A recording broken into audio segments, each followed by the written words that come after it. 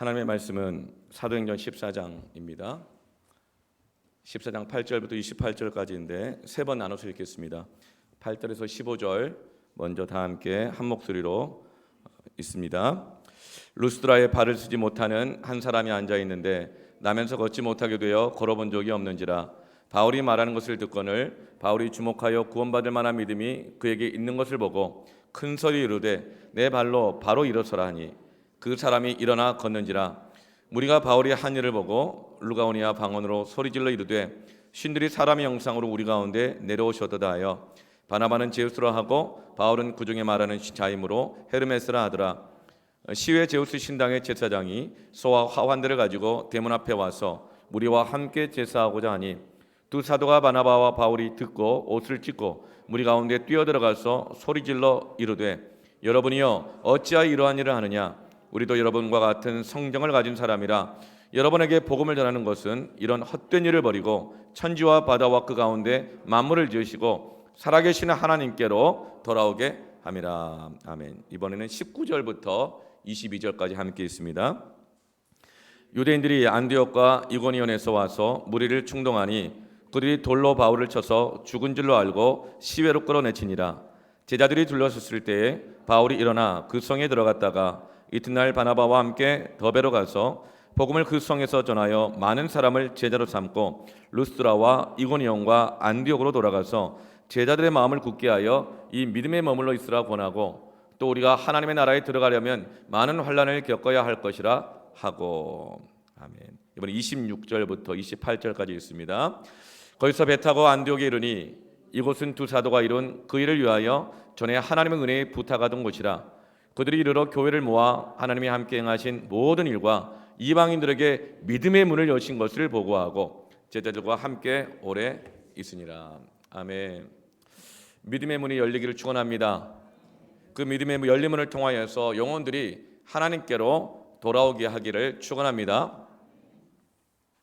바울과 바나바는 비시디 안디옥으로부터 출발하여서 수리아 안디옥으로부터 출발하여서 제1차 선교 여행을 시작했습니다. 약 2년간의 1차 선교 여행 동안 많은 일을 겪었습니다. 그런데 그 가운데서 크게 두 가지로 분류해 볼 수 있는데 하나는 고난이요. 그리고 또 그 반대편에 또 하나는 기적입니다. 고난과 기적을 이 두 얼굴을 반복해서 겪었습니다. 그리고 또 환영이라는 얼굴과 또 하나 거절이라는 얼굴, 이 두 얼굴을 또 함께 겪습니다. 하나님의 은혜는 환영에만 있는 것이 아니라 거절 속에도 있습니다. 하나님의 은혜는 기적에만 있는 것이 아니라 고난 속에도 있습니다. 세상 어떤 일도 다 환영하지 않고 다 거절하지 않습니다. 이 하나님의 은혜의 두 얼굴을 반복적으로 경험하면서 지난 2년 동안의 사역을 이제 다시금 파송했던 안디옥교로 돌아와서 보고하는 것입니다. 그런데 정말 힘든 게 무엇이냐면 이 환영과 거절이 반복될 때 힘들어요. 왜 그럴까요? 지금은 환영해요. 그런데 언제 등 돌릴지 모르는 거예요. 이걸 반복해서 겪는 거예요. 참 힘들고 어려워요. 잘 되는 것 같아요. 막 기적이 일어나요. 그런데 언제 실패할지 몰라요. 언제 또 어떤 고난이 찾아올지 모르는 거예요. 이게 반복될 때 정말 힘든 거예요. 또 상처받고 싶지 않은 거예요. 전에도 실패하고 고난을 겪어서 겨우겨우 기도하고 기적을 경험하면서 일어섰는데 또다시 고난을 겪는 것 너무 힘들고 두려운 일인 거예요. 그런데 바울과 바나바는 이 환영과 거절, 고난과 기적이라는 이 은혜의 두 얼굴을 반복적으로 경험하면서도 결코 자신들을 환영하는 사람들에게 휩쓸리지 않습니다. 또 등 돌리고 거절하고 반대하는 사람들과 또 함께 맞서 싸우지도 않습니다. 환영할 때 거기에 눌러 앉아서 여기가 좋사오니 하고 그렇게 끼리끼리 뭉쳐 있지 않습니다. 누가 거절한다고 해서 내 편을 찾고 규합하며 머리에 띠띠고 같이 거절하는 자들과 하며 싸우고 휩쓸리지 않습니다. 이런 두 얼굴을 만날 때마다 바울과 바나바는 어떻게 합니까? 오히려 이 두 사람의 하나됨을 힘써 지킵니다. 바울과 바나바가 더 함께합니다. 환영하는 자들에게 휩쓸리지 않고 거절하는 자들에게 싸우지 않고 자신에게 주는 사명, 함께 부름받은 사명에 집중하고 공동체에 집중하고 함께 계속 복음을 전하는 것입니다. 왜 이렇게 할까요? 예수님이 12제자들을 때론 70명의 제자들을 전도하러 보낼 때 사명을 주어 보낼 때는 늘 둘씩 짝을 지어서 보냈습니다. 그리고 이렇게 말씀하십니다. 어느 마을에 가서 어느 집에 가서 복음을 전할 때 너희 둘을 환영하면 거기서 머물러서 복음을 전하여라. 사명을 다 감당하여라. 그러나 환영한다고 그거 다 받아먹고 눌러 앉아있지 말고 다시 너희 둘이 함께해서 주님이 보내신 그 부르심과 사명을 가지고 또다시 그 사명을 감당하러 나아가라. 그런데 어느 마을 어느 집에 갔는데 사명을 감당하려고 하는데 그들이 거절하고 핍박하고 박해하면 그들과 함께 싸우지 말고 오히려 너희 둘이 독 하나가 되어서 그 집에서 먼지를 털고 다시금 사명을 집중하고 또 떠나가라. 이렇게 말씀해 주셨어요. 이 말씀 뭘까요? 사소한 일로 싸우지 말라는 것입니다. 작은 것에 휩쓸리지 말라는 것입니다. 주님이 보내신 그 부르심의 사명에 집중하고 동역관계에 힘쓰고 함께 계속 사명을 감당하라고 하시는 것입니다. 사랑하는 성도 여러분, 작은 이익에 휩쓸리지 마십시오. 사소한 일로 싸우지 마십시오. 그러다 보면 힘 다 빼고 내게 주신 사명을 집중하지 못하고 하나님께서 하나가 되게 하신 공동체, 사명 공동체, 이런 부부는 하나님께서 그 가정을 맡기신 사명 공동체입니다. 하나님의 하나가 되게 하신 것을 사람이 나누지 못할지어다 함께하기를 힘쓰십시오. 교회는 사명 공동체입니다. 함께하기를 힘쓰십시오. 사소한 것에 휩쓸리지 말고 사소한 것에 싸우지 말라는 거예요. 여성에게는 남자들보다 더 발달된 감각이 하나 있습니다. 오감 말고 제 육감이라고 그러죠. 아주 지독한 기억력에 의존하는 철저한 육감. 한번 육감에 사로잡히잖아요. 그러면 그 앞에 있는 모든 남편들, 남자들, 자식들 다 죽어나갑니다. 엄청 예민하고 꼼꼼하고 철저하거든요. 그런데 남자들도 좀 무디긴 하지만 50대쯤 되잖아요. 아니 40대 한 중반 후반 넘어가면 여성 호르몬이 나오면서 난데없는 육감이 발달하는데 또 경험치가 쌓이면 나이가 들어갈수록 촉이라는 게 생깁니다. 촉, 감이라는 게 생긴 거죠. 그런데 여자나 남자나 너무 촉이 발달해서 들어보면 사소한 일인데 그 사소한 것에 민감해서 사소한 것에 목숨 걸다가 관계 깨지고 힘 다 빼고 사명도 잃어버리고 처음에는 막 열심히 싸웠는데 나중에 왜 싸운지도 몰라. 그러면서 우리를 하나로 부르신, 우리를 가정으로 부르신, 우리를 교회로 부르신, 우리를 공동체로 부르신 하나님의 부르신 목적, 사명을 다 잃어버리게 되어지는 일들이 허다하다는 거예요. 하나님께서 이스라엘 백성들을 어린 양의 보혈의 피로 유월절 구원하셔서 다 출애굽하게 하셨습니다. 그리고 모세를 통해서 이제 12명의 정탐꾼들을 그들이 들어가야 될 약속의 땅, 비전의 땅 가나안으로 정탐하러 보냅니다. 하나님은 말씀을 주셨거든요. 그 땅을 너에게 주리라. 그 땅을 너에게 취하게 하리라. 그런데 12명의 정탐꾼 중에 10명의 정탐꾼들은 그 말씀에 집중하기보다 사명에 집중하기보다 작은 이익에 휘둘렸습니다. 적과 꿀이 흐르는 땅이긴 땅인데 이 땅에 들어가 보니 거인들이 있고 세력이 막강한 거예요. 그래서 이 땅에 들어가서 적과 꿀이 흐르는 땅을 취하는 것은 좋은데 지불해야 될 대가가 더 큰 걸 보니 손익 계산을 따져보니 내가 여기 들어갔다면 죽겠다. 그 작은 계산의 차이들 거기에 휩쓸려 가지고 원망하고 불평합니다. 그리고 이 안악 자손들을 보면서 키가 크다는 거죠. 거인이라는 거죠. 근데 우리가 보기에는 메뚜기 같다는 거죠. 여러분, 작은 차이에 집중하면 이런 과장이 일어납니다. 작은 차이에 너무 예민하면 작은 것도 너무 크게 느껴버리는 거예요. 아무리 비교를 해도 메뚜기는 10cm 정도밖에 10cm도 안 되잖아요. 이렇게 사소한 거에 휩쓸리고 사소한 것 때문에 원망하고 불평하고 불안해했던 이들 때문에 온 이스라엘 백성들이 함께 그 두려움이, 원망이 전염이 돼버리면서 이 10명의 정탐꾼들 때문에 이스라엘 백성 전체가 여호수아와 갈렙 빼놓고는 광야에서 전부 다 소멸돼 버리고 마는 것이죠. 약속의 땅으로 못 들어가는 거예요. 그리고 그 10명의 정탐꾼의 이름들은 성경에 기록도 안 돼 있고 지금도 아무도 몰라요. 그런데 12명의 정탐꾼 중에서 이름이 기록되어 있는 사람 2명, 여호수아와 갈렙. 아직도 우리가 기억하잖아요. 이 여호수아와 갈렙은 작은 차이에 집중하지 않고 하나님의 말씀에 집중하고 내가 여기에 보냄받은 사명에 집중하는 겁니다. 이 둘은 가나안 땅에, 약속의 땅에 들어갑니다. 여러분, 작은 유익에 휩쓸리지 마십시오. 사소한 것에 목숨 걸지 마십시오. 사명에 집중하십시오. 부르심에 집중하시길 바랍니다.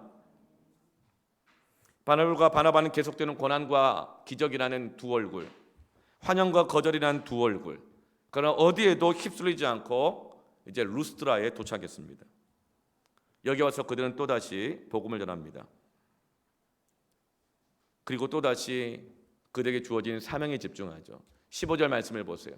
이르되 여러분이 어찌하여 이러한 일을 하느냐? 왜 이런 일을 하느냐?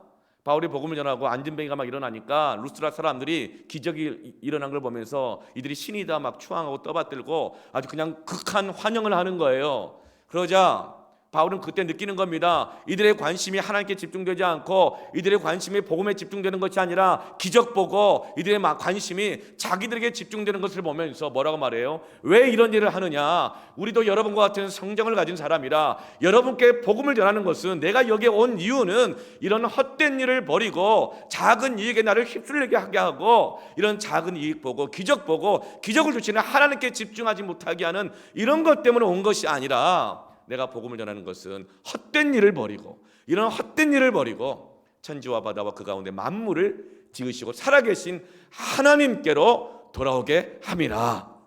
이는 또다시 휩쓸리지 않고 사명에 집중합니다. 복음에 집중합니다. 하나님께 집중합니다. 그 결과가 어때요? 오늘 27절 2년 지나고 난 다음에 선교 보고예요. 믿음의 문을 여신 것을 보고하고. 여러분, 두 얼굴을 만날 때 휩쓸리지 않고 사명에 집중하고 함께함에 집중할 때 믿음의 문이 열립니다. 믿음의 문이 열립니다.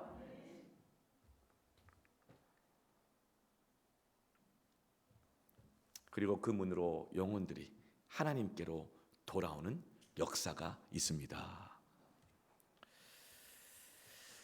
믿음의 문을 열어서 하나님께 돌아오게 하려면 구체적으로 오늘 어떻게 할 것인가?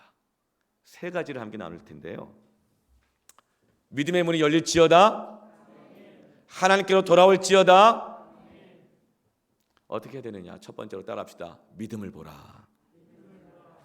오늘 루스드라에 도착해가지고 바울과 바나바가 이제 복음을 전하는데 복음을 전할 때 듣는 여러 사람들 중에서 한 사람을 주목하게 됩니다. 어떤 사람이냐면 8절입니다. 루스드라에 발을 쓰지 못하는 한 사람이 앉아 있는데 나면서부터 걷지 못하게 되어 걸어본 적이 없는 한 사람이 거기서 말씀을 듣습니다. 9절에 바울이 말하는 것을 듣거늘, 바울이 복음을 전하는 것을 듣거늘, 바울이 주목하여 보니 구원받을 만한 믿음이 그에게 있는 것을 보고. 바울이 복음을 전했는데 한 사람이 있어요. 근데 나면서부터 걸어보지 못한 사람이에요. 그런데 그 사람에게서 구원을 받을 만한 믿음의 반응이, 믿음의 태도가, 믿음의 표정이 있는 거예요. 할렐루야. 여러분, 믿음은 들음에서 나며 들음은 그리스도의 말씀으로 말미암느니라. 말씀을 듣는 그에게 믿음의 반응이 일어나고 있는 것을 지금 바울이 주목한 거예요. 바울은 지금 뭘 보고 있습니까? 쫓겨왔어. 여기까지 고생해서 왔죠. 사람들 모여서 설교를 듣는데 이 설교를 듣는 자 중에서 돈 좀 있는 사람 누가 있나? 딱 보면 알잖아요. 들고 다니는 가방, 옷 뭐 이런 거 보면 알잖아요. 타고 다니는 차 보면 알잖아요. 요즘 잘 모르겠더라고요. 카푸어도 있고 막 이래가지고 못 죽어도 명품이고 막 해가지고 실제로는 잘 모르겠지만 그러나 어느 정도 딱 보면 알아요. 졸부인지 진짜 부자인지. 바울은 그걸 본 게 아니에요. 무엇을 봤죠? 믿음의 반응이 있는 것을 보는 것입니다. 믿음의 반응이 있는데, 표정이 있는데 그 사람이 나면서부터 안진병이에요. 걸어본 적이 없어요. 남루해요. 그러나 그 옷을 보지 않았어요. 그 사람이 어떤 유익을 끼칠 수 있는가 보지 않았어요. 그 사람의 능력을 보지 않았어요. 그 사람의 학벌도 보지 않았어요. 그 사람이 뭘 해줄 수 있을까 보지 않았어요. 뭘 봤죠? 말씀에 대한 믿음의 반응을 주목한 것입니다. 믿음을 보십시오. 믿음으로 보십시오. 그래서 그 믿음의 반응을 보자 바울이 뭐라고 선포합니까? 10절 말씀에 큰 소리로 이르되 내 발로 바로 일어서라. 내 발로 바로 일어서라. 바울은 다가가서 붙잡아 일으켜주지 않습니다. 뭐라고 말해요? 너 발로 스스로 바로 즉시 일어서라. 어떤 분이 저에게 묻습니다. 제가 성도님, 지사님 이것 좀 해보시겠어요? 섬김이 좀 하십시오. 뭐 피아노 반주도 좀 하십시오. 기타도 좀 치십시오. 드럼도 좀 치십시오. 못 친다고요? 그럼 지금부터 한번 먼저 순종을 하겠다고 대답하시고 지금도 연습하셔가지고 인턴 기간 거쳐서 나중에 할 수 있으면 하십시오. 집사님 기도 좀 하십시오.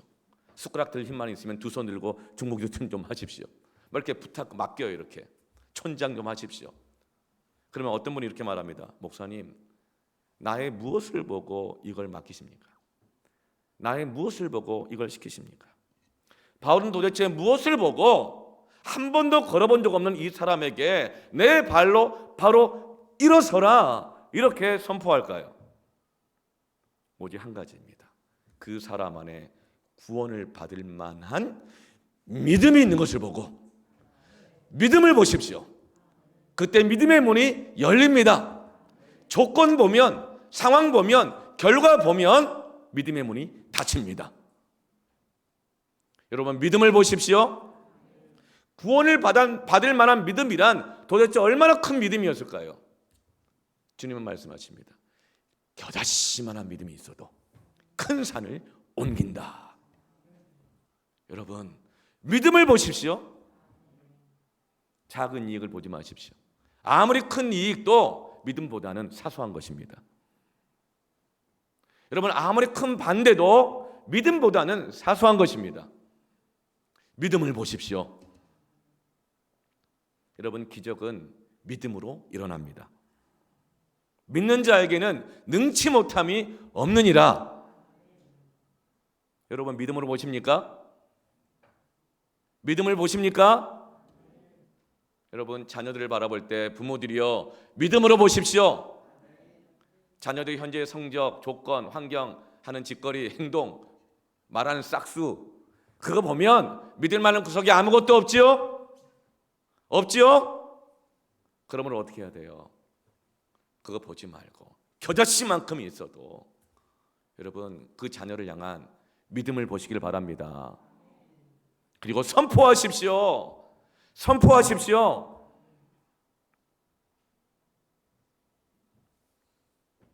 여러분 그렇게 믿음을 보고 믿음을 보고 선포하면 그 선포를 듣는 자에게도 믿음의 반응이 일어날 뿐만 아니라 선포하고 전하는 그 사람 안에서도 믿음의 역사가 일어납니다. 처음 복음을 듣는 사람이잖아요. 근데 바울이 말씀을 전했는데 정말 말씀 그대로 믿음은 들음에서 난다고 했는데 진짜 말씀을 전하니까 이 사람 눈빛이 바뀌네. 이 사람의 반응이 바뀌네. 표정이 바뀌네. 그걸 보고 즉시로 선포하는 거예요. 네 발로 그 믿음대로 일어서라. 그러자 그 사람이 일어설 뿐만 아니라 그렇게 선포할 때 믿음으로 볼 때 바울 안에도 믿음이 생기는 거예요. 어떤 믿음이에요? 이 사람은 한 번도 스스로 걸어본 적이 없는 사람이지만, 스스로 일어설 능력이 없는 사람이지만, 하나님의 뜻은 지금 이 사람이 스스로 일어나 걷고 새 삶을 살게 하는 것이 이 사람을 향한 하나님의 뜻이라는 믿음이 생기는 것입니다. 조건, 환경, 사사로운 이익, 거절, 환영, 기적, 고난 이거 보지 말고 믿음으로 보십시오. 그럼 내 안에도 믿음의 문이 활짝 열리고 그 믿음의 문을 통해서 기적이 들어옵니다. 영혼들이 돌아오는 것입니다. 부모들이여, 믿음으로 보십시오. 여러분, 바울이 이렇게 큰 소리로 믿음으로 선포하자 이 나면서부터 안전뱅이가 어떻게 합니까? 한 번도 걸어본 적이 없다 그랬잖아요. 바울이 내 발로 스스로 일어나 걸어라 그러니까 한 번도 해본 적이 없는데요. 보는 눈이 이렇게 많은데 집에 가서 연습 좀 해보고요. 여러분, 그렇게 했다면 오늘 우리 복음의 빛 동산교회 개척한 이후로 봉사자 아무도 없습니다. 지금은 놀라운 기적이 일어났죠. 새벽기도, 금영성 집회, 주일까지 해서 반주자가 지금 정식 반주자가 4분이나 계시고, 네. 그리고 함께 보조해서 반주할 분과 합치면 뭐 5명, 6명까지 돼요. 여러분, 이분들이 연습 다 하고 반주하겠다고 하는 게 아니에요. 순종부터 하고 연습은 나중에 하는 것입니다. 할렐루야. 연습 다 하고 조건 되고 할만하고 능력 있으면 하겠다. 이게 바로 율법입니다. 그럼 자기 의밖에 안 나옵니다. 은혜는 뭐예요? 순종부터 하는 것입니다. 나의 부족함을 하나님 앞에 철저히 들고 나아가고 나를 복종시키고 하나님께 정말 은혜와 영광에 가려움 받을까 봐 막 연습하고. 여러분, 율법은 연습이 먼저고 순종이 나중입니다. 율법은 조건이 먼저고 순종이 나중입니다. 그러나 은혜는, 기적은, 믿음은 순종이 먼저입니다. 여러분, 능력 돼가지고 형편돼서 상황돼서 환경돼서 하겠다? 믿음의 문이 닫힙니다. 그래서 하나님의 구원의 역사, 기적의 역사가 안 일어나는 거예요. 여러분, 믿음에 순종하시기를 축원합니다. 그래서 우리 뭐 기타, 드럼 모두 막 신디 또 찬양팀 싱어들 여러분 다들 순종부터 먼저 한 거예요. 그래서 예배 더 먼저 1시간씩 일찍 오고, 그리고 또 저녁마다 혼자 와가지고 드럼, 피아노, 뭐 기타 처음 다 와가지고 다 여기서 연습하고 가요. 직장 갔다 와서 연습하고 가고, 애 학원 보내고 나서 연습하러 또 오고. 여러분, 순종이 먼저입니다. 그때 믿음의 문이 열리는 거예요. 여러분, 그런데 이런 믿음의 문이 열리는 역사가 어떻게 시작된 것이죠? 사명을 감당하는 자가, 복음을 전하는 자가 믿음으로 보기 시작했을 때 이런 순종이 일어나고, 믿음으로 보기 시작했을 때 믿음의 역사가 일어나고 믿음의 문이 열리는 것입니다. 로마서 1장 17절에 복음에는 하나님의 의가 나타나서 믿음으로 믿음에 이르게 하나니 기록된 바 오직 의는 믿음으로 말미암아 살리라. 여러분, 믿음의 역사는 믿음으로 볼 때 시작합니다. 율법으로 보면, 조건으로 보면 사망에 이르게 되지만 믿음으로 믿음에 이르게 합니다. 믿음으로 말미암아 살리라. 믿음으로 보십시오. 믿음으로 보십시오. 조건으로 보지 마십시오. 능력으로 보지 마십시오. 저 사람이 뭐 할 수 있을까? 그 사람도 그렇게 보지 말고 나도 그렇게 보지 마십시오.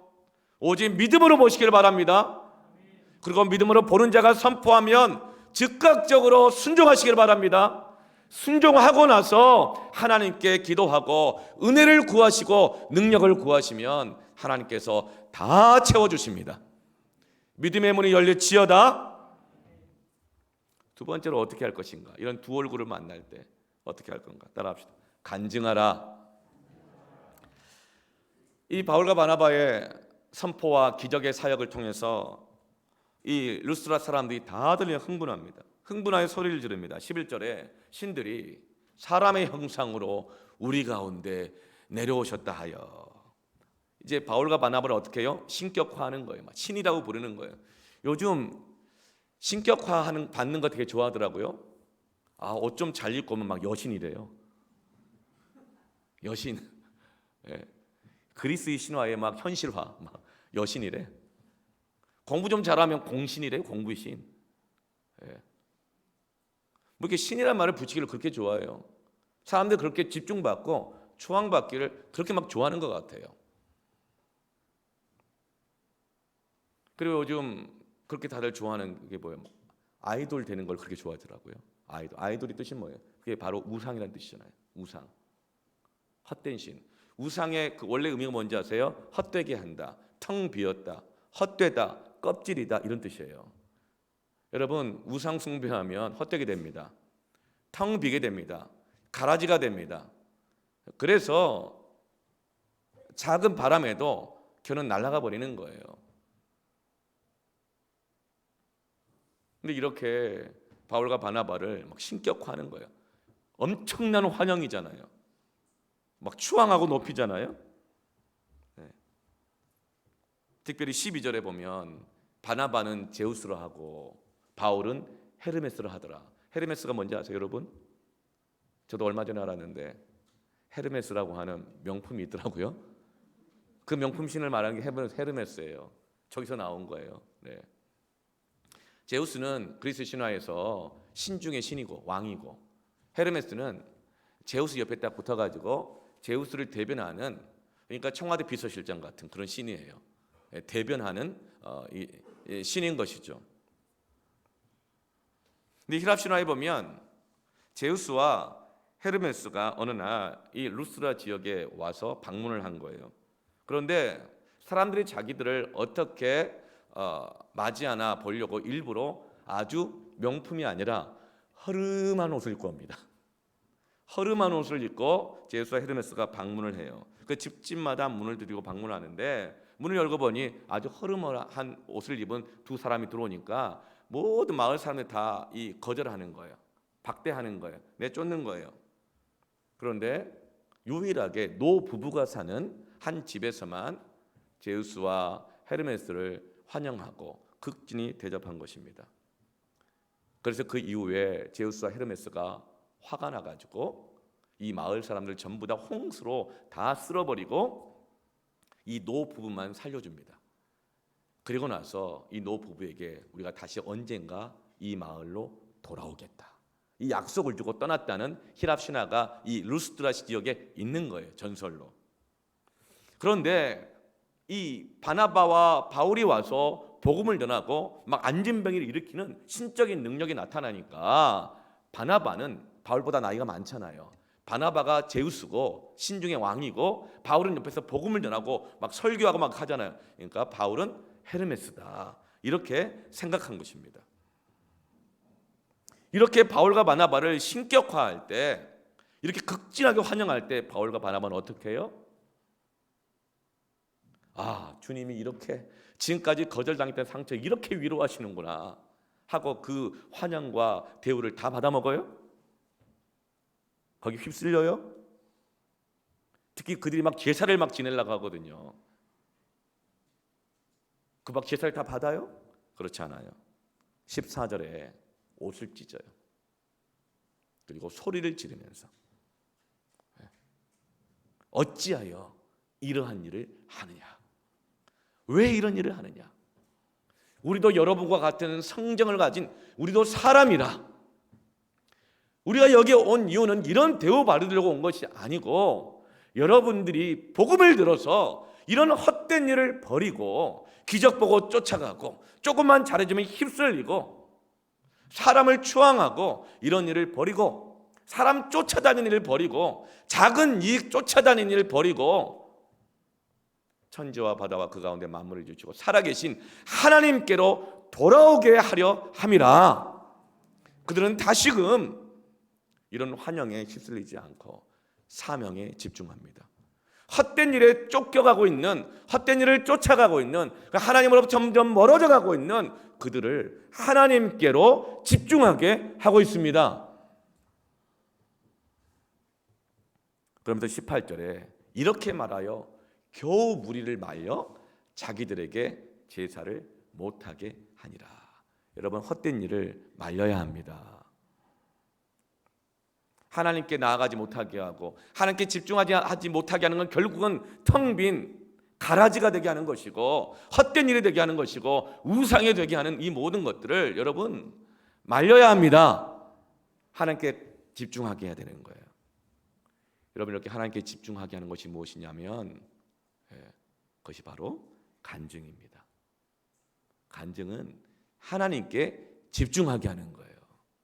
기적을 통해서, 믿음의 역사를 통해서 사람들이 기적에 집중하는 것이 아니라, 내가 받은 응답 축복에 집중하게 하는 것이 아니라, 나처럼 되고 싶게 만드는 것이 아니라 하나님께 집중하게 하는 것이 간증입니다.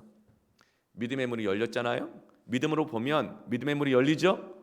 믿음의 문이 열려서 그때 기적이 들어오는 그 순간, 사람들의 환영이 들어오는 순간, 응답이 들어오는 순간, 막 돈이 들어오는 순간, 사람들이 막 들어오는 순간, 인정을 받는 그 순간, 사단은 그 믿음의 문을 닫으려고 어떻게 해요? 헛된 일에, 사사로운 일에 마음을 쏟게 만듭니다. 그래서 지금 사단은 루스드라 사람들의 마음을 충동질해서 바울과 바나바의 마음을 헛된 일에 쏟게 하려고, 믿음의 문을 닫게 하려고 하고 있는 거예요. 그것을 바울이 영적으로 분별하고 그것을 말리고 있는 것이죠. 사명에 집중하시길 바랍니다. 간증은 하나님께 집중하게 하는 것이라 그랬죠. 근데 은혜를 경험하고 나서도, 하나님께 계속 쓰임을 받으면서도 자꾸만 넘어지고 자꾸만 믿음의 문을 닫아버리고 하는 사람이 있어요. 참 안타까워요. 왜 그럴까요? 사사로운 일에 휩쓸려서 그래요. 사소한 일에 목숨 걸고 있어서 그래요. 사명에 집중되어 있지 않고 그의 영혼이 하나님께 집중되어 있지 않는 거예요. 그 영혼은 어떻게 됩니까? 입을 열어 간증해야 합니다.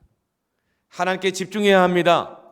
하나님이 내게 행하신 크신 일, 하나님은 나 같은 자를 쓰시는 그 크신 은혜를 간증해야 합니다. 그렇지 않으면 자꾸만 내 마음은 사소한 거에 민감해가지고 이리 휩쓸리고 저리 휩쓸리고 목숨 걸고 싸우고 사명도 잃고 은혜도 잃고 믿음도 잃고 믿음의 문도 닫아버리고. 여러분, 하나님의 은혜를 간증하십시오.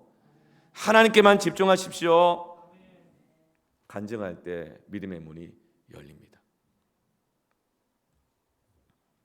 여러분, 간증은 입으로 고백하는 거잖아요. 마음으로 믿을 뿐만 아니라 입술로 시인하여 구원에 이르느니라. 그런데 침묵이 금이라고 해요. 정말 차라리 입 다물고 있을 때가 나아요. 그죠? 부정적인 말을 하고 의심의 말을 하고 막 이런 말을 하는 것은요, 차라리 그 입 다물라, 이렇게 입 다무는 게 나아요. 그런데 여러분, 입 다물고 있는 것도 교만일 때가 있습니다. 침묵하는 거 있잖아요. 어느 때 그래요?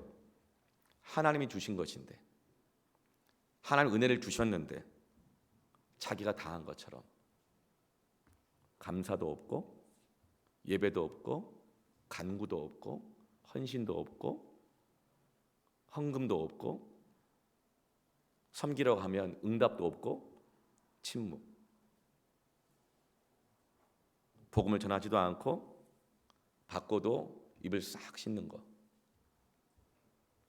여러분, 입 다물고 있는 것은 교만입니다. 왜 그럴까요? 왜 입을 다물고 있을까요? 계산이 아직 안 끝난 거예요. 속에서 계산이 많은 거예요. 이 사람 저 사람 왔다 갔다 하고 이 말 저 말 왔다 갔다 하고 손익 계산 왔다 갔다 하는 거예요. 침묵하는 거예요. 여러분, 순종부터 하시기 바랍니다. 그때 믿음의 문이 확 열리고 하나님께로 돌아오고 기적이 들어오고 은혜가 들어온 줄 믿으시기 바랍니다. 여러분, 간증에 순종을 하시길 바랍니다. 예배하시길 바랍니다. 헌신에 응답하시길 바랍니다. 감사를 고백하시길 바랍니다. 나 같은 자를 쓰시는 하나님의 은혜를 간증하시길 바랍니다. 이걸 간증이라 그래요. 그래서 사람들이 하나님께 집중하게 하는 거예요. 이걸 간증이라 그러는 거예요. 내 능력에 집중하게 하는 게 아니에요. 내가 얼마나 했나 여기에 집중하게 하는 게 아니에요. 하나님께 집중하게 하는 것이 간증입니다. 이것이 나의 간증이요, 이것이 나의 찬송일세. 나 사는 동안 끊임없이 구주를 찬송하리로다.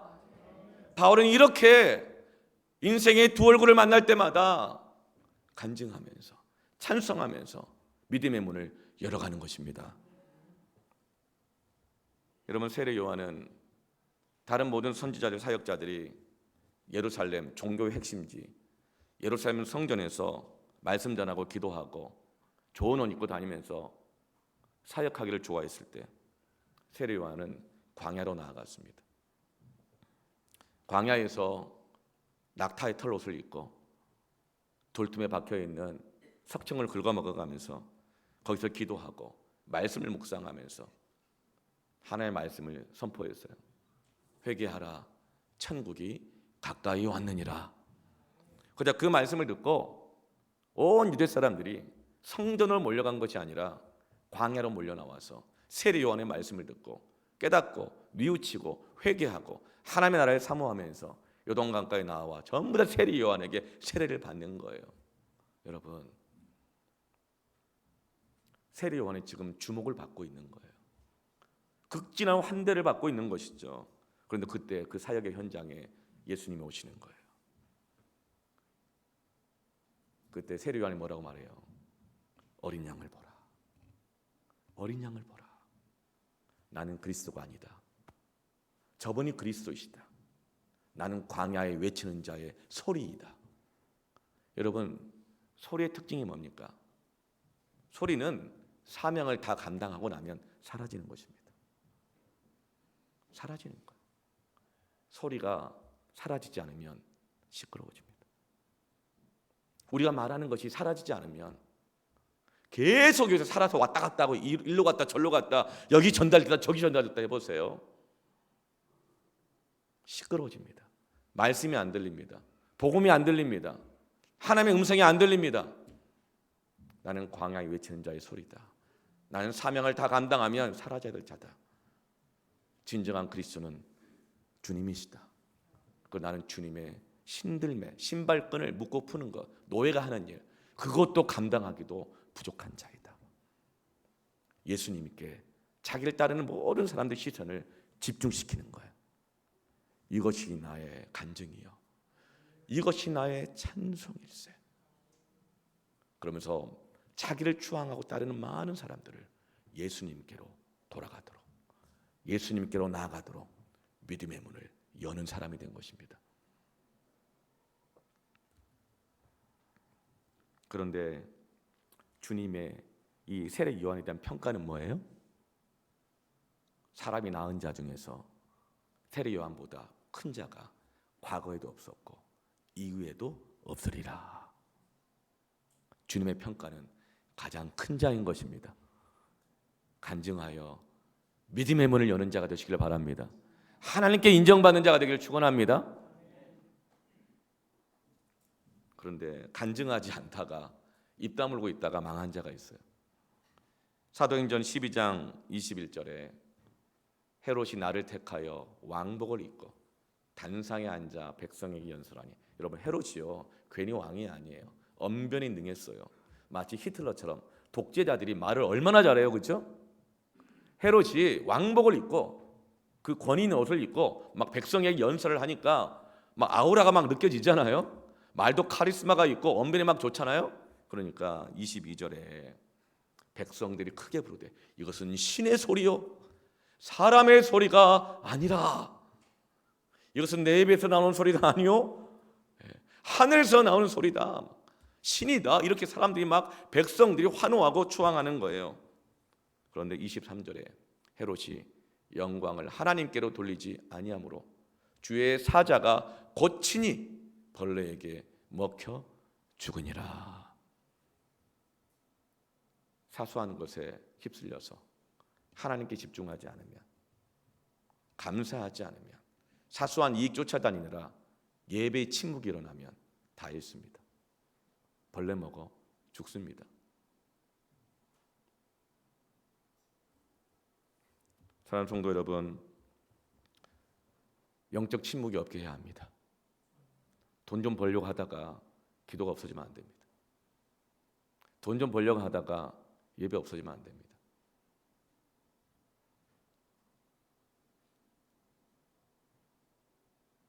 조금 마음 상했다고 그것 때문에 이리저리 휩쓸리고 하다가 여러분 침묵하면 안 됩니다. 기도 없어지고 예배 없어지고 헌신에 응답하지 않고. 사랑하는 성도 여러분, 간증하여 믿음의 문을 여십시오. 믿음의 문 닫지 마십시오. 어떻게 살아갈 출구를 만들어 보겠다고 애쓰고 있었는데 믿음의 문을 닫히는 일들이 얼마나 많은지 몰라요. 하나님이 역사하게 하십시오. 세 번째로 어떻게 되느냐, 따라합시다. 함께하라. 바울과 바나바를 통해서 기적의 역사가 일어났잖아요. 그런데 19절에 그렇게 기적을 보고 바울과 바나바를 그렇게 추앙했던 그 사람들이 19절을 보면 다시 바울과 바나바가 또다시 반복적인 고난을 겪습니다. 유대인들이 안디옥과 이고니에서 와서 무리들이 충동하는 거예요. 그들이 돌로 바울을 쳐서 죽은 줄로 알고 시외로 끌어내치니라. 방금 바울과 바나바를 신이라고 칭송했던 사람들이, 막 예배까지 드리려고 했던 사람들이, 딴 데서 온 사람들이 그들에게 바울과 바나바에 대해서 부정적인 말로 충동질을 하는 거예요. 그러자 방금 얼굴이 돌변돼가지고 바울을 끌어내서 돌로 쳐가지고 거의 죽게 해서 시외로 버리는 거예요. 여러분, 이와 같이 두 얼굴을 만나면 혼란스럽습니다. 목사님의 설교는 정말, 목사님은 복음만 전하시는군요. 목사님은 진짜 참된 목자입니다. 이렇게 말씀하신 분들이 그렇게 많다고 말할 수 없지만 그렇다고 적다고도 말할 수 없고, 네, 그랬는데 얼마 지나지 않았어. 네, 돌변하는 경우들이 조금 있었다는 거 혼란스럽습니다. 그런데 여러분, 사람들이 왜 이렇게 돌변할까요? 은혜 받았다 그러다가 또 어느 때는 갑자기 은혜가 떨어졌다 그러고, 헌신한다 그랬다가 이제 막 못하겠다 그러고, 너 없이는 못 산다 막 이랬다가 막 원수같이 대하고. 왜 이럴까요? 왜 이렇게 돌변할까요? 나는 그렇게 주님을 사랑한다고 했다가 어느 순간 나는 이렇게 돌변해 버릴까요? 18절 말씀 보세요. 이렇게 말하여 교우 무리를 말려 자기들에게 제사를 못하게 하니라. 말려서 못하게 하니까 19절에 돌변하여 돌로 쳐 죽이려고 그러는 거예요. 사람들은 언제 돌변해요? 자기가 하고 싶은 것을 말릴 때, 자기 뜻대로 하고 싶은데 말릴 때 돌변합니다. 바울과 바나바가 왜 말렸어요? 그거 헛된 일이라는 거예요. 하나님으로부터 멀어지게 하는 그거, 아무리 나를 잘해줘도 그건 헛된 일이라는 거예요. 우상이라는 거예요. 그 헛된 일을 하다가 하나님 떠나가지 말라고 그 헛된 일을 말리는 것입니다. 근데 사람들은 자기 하고 싶은 거, 얻고 싶은 거 그거 못하게 하고 말리면 다 돌변한다고요.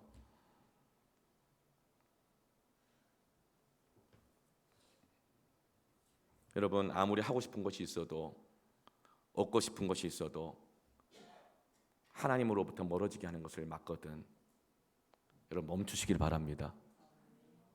아무리 얻고 싶고 하고 싶고 가고 싶은 것이 있어도 예배하는 것을 막고 하나님께서 돌아오는 그 믿음의 문을 막는 것은 멈추어야 합니다.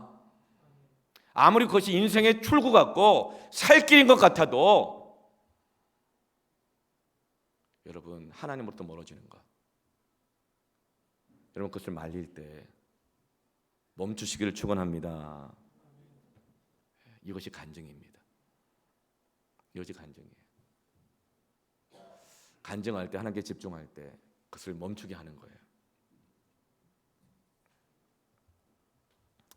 여러분, 바울이 돌에 맞아져서 거의 다 죽었어요. 사실은 죽었는지도 모르겠어요. 죽은 줄 알고 버린 거죠. 시외 변두리에다가 쓰레기 모아놓는 곳들이 있거든요. 장사도 안 지내고 그냥 버린 거예요. 그런데 여러분, 이 복음은 바울과 바나바가 같이 전했잖아요. 친이라고 추앙받은 것도 바울과 바나바가 같이 추앙받았잖아요. 그런데 돌은 바울만 맞았어요. 바나바가 돌 맞았다는 얘기가 없어요. 바울만 버림받아요. 이것이 한 번이 아니에요. 처음이 아니에요. 비시디아 안디옥에서도 바울과 바나바가 함께 회당에 들어가 복음을 전했지만, 아니 가는 곳곳마다 바울과 바나바가 함께 복음을 전했고 함께 섬겼지만 반박과 비방은 바울만 받아요. 왜 그럴까요? 바울의 기질이 좀 강하고 분명하고 튀어서 그럴 수도 있어요. 바울은 강하잖아요. 분명하잖아요. 근데 바울은 용납해주고 품어주고 좋은 게 좋은 것 같고 막 이해해주고 막 이래서 그런지도 모르겠어요. 그런데 가는 곳곳마다 복음을 전하는 것은 바울입니다. 왜 바울만 돌에 맞았을까? 바울이 분명한 복음을 전했기 때문입니다. 마귀는 믿음의 문을 닫아버리려고 복음을 전하는 바울의 입을 닫아버리려고 바울에게 돌을 던지게 하는 거예요. 집중적인 타겟이 되는 거예요. 그리고 또 하나는 바울이 이 선교팀의 이 공동체의 리더이기 때문에 그런 거예요. 선교여행 파송될 때 바나바가 리더가 아니라 바울이 리더가 되어 파송됐거든요. 여러분, 영적 세계 속에서는 리더가 타겟입니다. 그래서 바울은 혼자서 돌에 맞고 혼자서 죽을 뻔하고 버림받았어요. 그런데 바울은 그 어디에도 서운하다는 말이 없어요.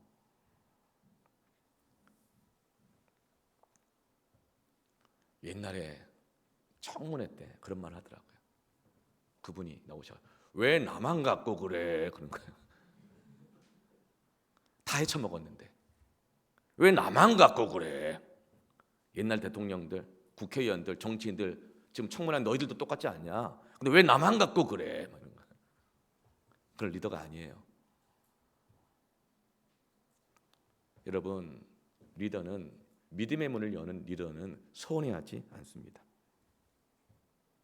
하나님의 말씀을 전합니다.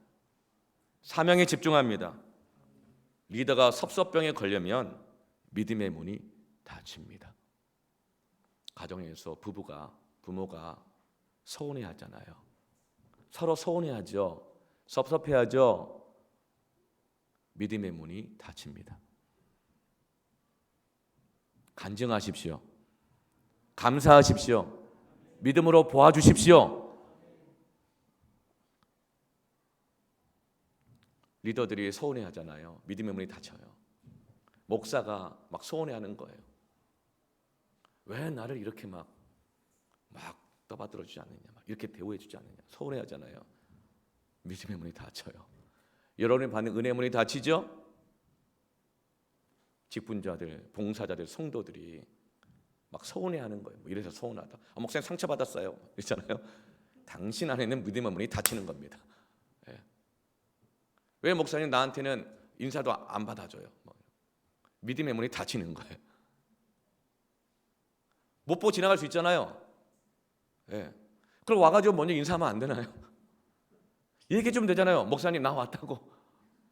그 사소한 것에 그냥 그때 목사님 눈빛이 어땠다는 둥, 표정이 어땠다는 둥, 누군 손을 꽉 잡아주고 내 손을 건성건성 잡아줬다는 둥, 막 사소한 거에만 목숨을 걸고 이게 한 번이 아니었다는 둥, 그때도 그랬었던 것 같다고 막 이러면서. 여러분, 서운해하면 믿음의 문이 닫힙니다. 여러분, 그때 믿음으로 보시고, 여러분 그때 간증하시고 감사하시고 예배하시고 기도하십시오. 믿음의 문이 열릴지어다. 그리고 바울은 바나바에게 섭섭하다고 하지 않아요. 바울이 다 죽어가지고 이제 버려졌는데 그때 소식을 듣고 제자들이 다 달려옵니다.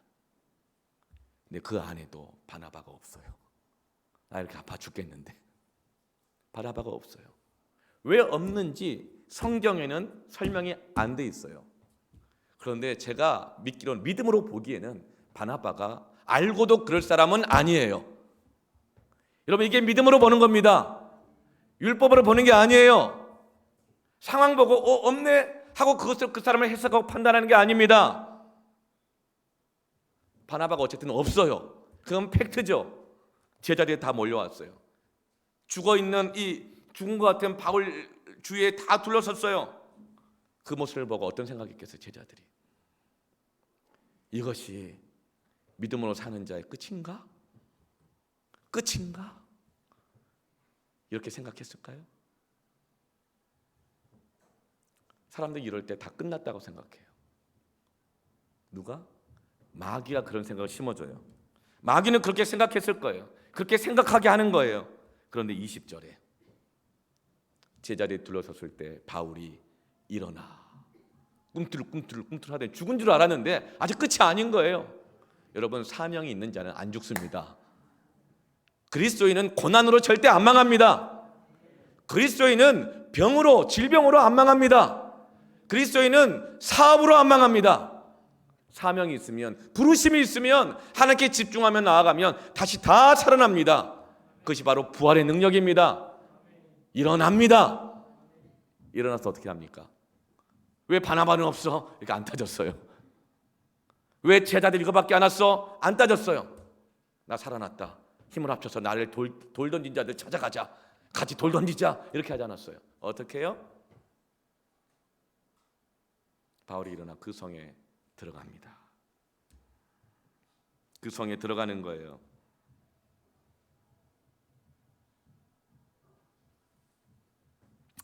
여러분, 바울이 지금 어디로 들어가고 있다고요?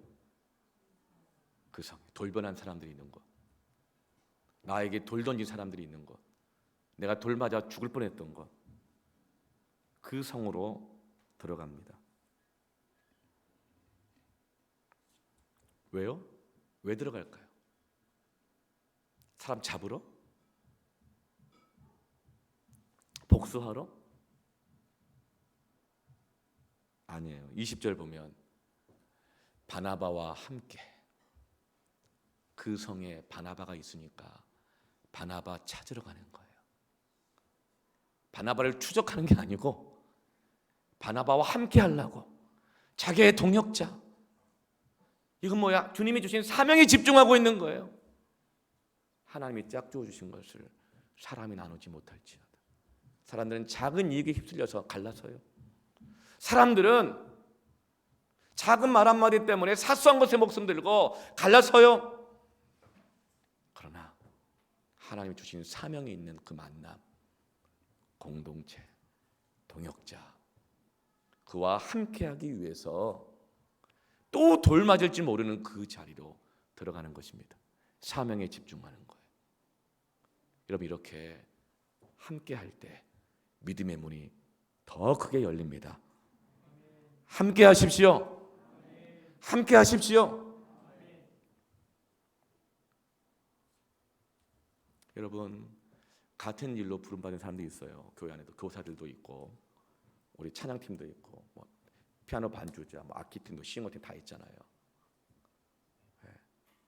함께 한번 식사라도 하고 서로 격려하고 축복하면서 고마워하면서 같이 기도하면서 함께 하시길 바랍니다. 아멘. 그래, 저도 사실 이런 걸 잘 못했던 사람이어가지고, 저는 어릴 때 한 번도 저희 아버지가 집에 들어올 때 뭐 과자라도 한번 사오신 지 별로 없거든요. 그래서 저는 그렇게 잘 몰라, 뭔지 뭐 사주고 먹는 거 좋아 이런 거 잘 몰라요. 근데 제가 저를 극진히 섬겨주는 여러분 덕분에 먹는 게 이렇게 좋은 거구나. 먹는 거 갖다 주는 거 이렇게 행복한 거구나. 그걸 사랑을 느끼고 격려받는 걸 이걸 알아가지고 이제 우리 사역자들도 누구 생일만 되면 제가 그날은 제가 우리 전도사님 다 모아놓고 식사를 다 대접하고 가지고 섬기고 막 이렇게 해요. 그게 너무 좋은 거더라고요. 여러분 동역자들끼리 함께할 때 믿음의 문이 더 크게 열리는 줄을 믿습니다. 사소한 거 휩쓸리지 말고 목숨 걸고지 말고 함께 하시길 바랍니다. 동역자잖아요. 근데 왜 나만 돌에 맞아야 되지? 왜 내 손에만 흙을 묻혀야 되지? 왜 너는 그때 거기 없었지? 휩쓸리지 말고 함께 하시기를 축원합니다. 믿음의 문이 열릴지어다. 그때 기적이 들어오고 은혜가 들어오고 치유가 들어오고 응답이 들어오고 영혼들이 하나님께로 돌아오는 것입니다. 여러분 그때 21절에 그 결과가 뭐예요? 복음을 그 성에서 함께 전하잖아요. 그 성에서 전하여 많은 사람을 제자로 삼고 많은 사람들이 제자가 되는 거예요. 하나님께로 더 가까이 나오게 되는 것입니다. 여러분 여기서 얻은 제자 중에 한 사람이 누군지 아세요? 바로 바울이 나의 영적 아들이라고 불렀던 디모데가 이때 바울의 모습을 보고 바울과 바나바의 함께하는 모습을 보고 감동받아 디모데가 바울의 영적 아들이 되고 제자가 되어 후에 에베소 교회에 바울을 뒤이어 제2대 담임 목사가 되는 거예요. 여러분 기적과 고난은 함께 옵니다. 환영과 거절은 함께 옵니다. 두 얼굴을 만났을 때 당황하지 마십시오. 두 얼굴을 만났을 때 여러분 믿음으로 보십시오. 간증하십시오. 그리고 함께 하시길 바랍니다. 이렇게 1차 선교여행을 다 마치고 파송받은 안디옥 교회에 함께 돌아와서 선교 보고를 하는 것이 바로 오늘 27절입니다. 그들이 이르러 교회를 모아 하나님이 함께 행하신 모든 일과 이방인들에게 믿음의 문을 여신 것을 보고하고 할렐루야. 그리고 28절에 제자들과 함께 오래 있으니라.